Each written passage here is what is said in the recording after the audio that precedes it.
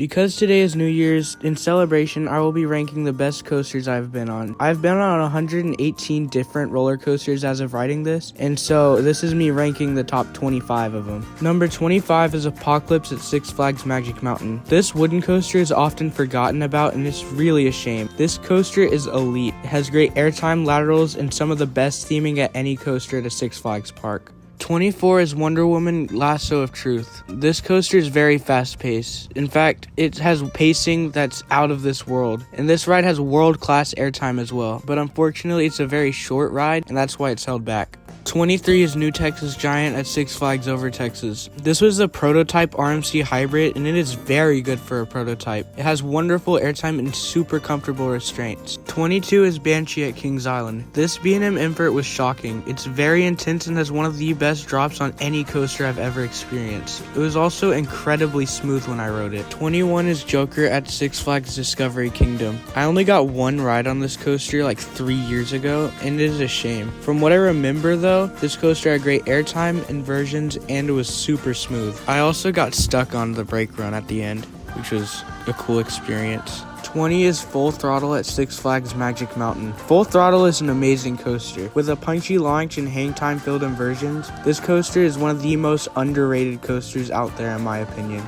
19 is Millennium Force at Cedar Point. Even though I believe this coaster is super overrated, it's still a world-class ride with a beautiful view of the lake and smooth turns and great airtime. And overall, it is very enjoyable. 18 is Ghost Rider at Knott's Berry Farm. Another super overrated ride, but it's still amazing. It has great floater airtime and as well as some of the best, if not the best, laterals in the world. 17 is Steel Eel at SeaWorld San Antonio. This coaster has the second best floater airtime I've ever experienced, but it's non-stop airtime. You can hear a more in-depth review of it that I made over 3 years ago in the iCard. 16 is Mr. Freeze at Six Flags Over Texas. Mr. Freeze is a super intense ride with elements that are unlike any other coaster, except for its clone.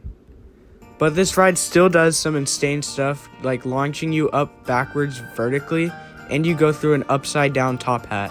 15 is Magnum XL200 at Cedar Point. Even though it was built in 1989, this ride is still world class. Magnum has janky airtime that I haven't experienced anywhere else, and it's just awesome. I love it. 14 is the Beast at Kings Island. This is the longest wooden coaster in the world, and you can really tell. It lasts forever, taking you deep into the woods. It also arguably has the best night ride in the world, which I was fortunate enough to experience, and it was out of this world. It was unreal. 13 is Tatsu at Six Flags Magic Mountain. You feel like you're truly flying on this coaster, and it's an incredible experience. And then you finish the ride off with one of the most intense elements on any coaster, being the pretzel loop. This makes for one of the best coasters I have ever ridden, and at one point it was my number one.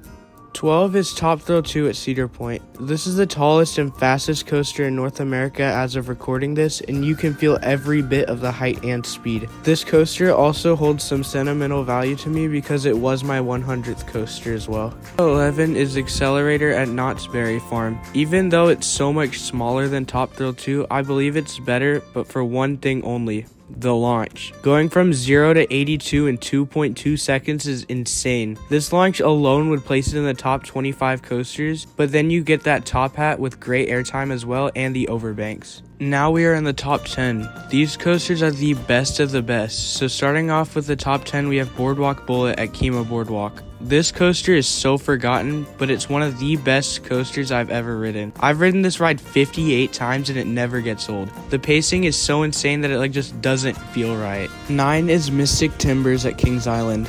The best wooden coaster I've ever been on. This is the smoothest wooden coaster I've ever ridden, and it has great floater airtime, and the drop is insane in the back row. 8 is Diamondback at Kings Island. Literally right across the pathway from Mystic Timbers is Diamondback, which towers over everything. This B&M Hyper has the best floater airtime I've ever experienced on any coaster, and it has a great setting deep in the woods. 7 is Siren's Curse at Cedar Point. This is America's only operating tilt coaster, and it is such a cool experience. Built by Vekoma, this ride is super smooth and flowy. I've heard it been compared to one long element, and that's truly what it feels like. 6 is Orion at Kings Island. Huge is the best way to describe this ride. You drop 300 feet and go more than 90 miles an hour. On top of that, this ride is super smooth as well and very calm. It's very strange. 5 is Twisted Colossus at Six Flags Magic Mountain. This was my first big roller coaster and played a huge role in getting me over my fear of coasters. Not only this, but it is an elite coaster with strong airtime, long duration, and it duels, which is really hard to beat. 4 is Iron Rattler at Six Flags Fiesta, Texas. This is without a doubt the best coaster in Texas and has my favorite drop on any coaster, and it is literally located on a cliff. Not only this, but it has world-class airtime and features another amazing drop. 3 is X2 at Six Flags Magic Mountain. It's hard to believe that this coaster is even legal. You're seated on the side of the track and you flip independently. This ride uses that to its advantage, making it the most intense and disorienting coaster I've ever experienced. 2 is Maverick at Cedar Point. Even though it's only 105 feet tall, this is still the most intense coaster in all of the state of Ohio. This ride uses the speed to its advantage, as you go through the tight turns and snappy transitions very quickly. And finally, taking the number 1 spot is Steel Vengeance at Cedar Point. This coaster has the most airtime in the world and is super good quality airtime too. Not only this, but it's a super long ride that feels like it takes forever. Thank you guys for watching. Please make sure to like and subscribe. Anyways, I'll see you in the next video. Goodbye and Happy New Year's.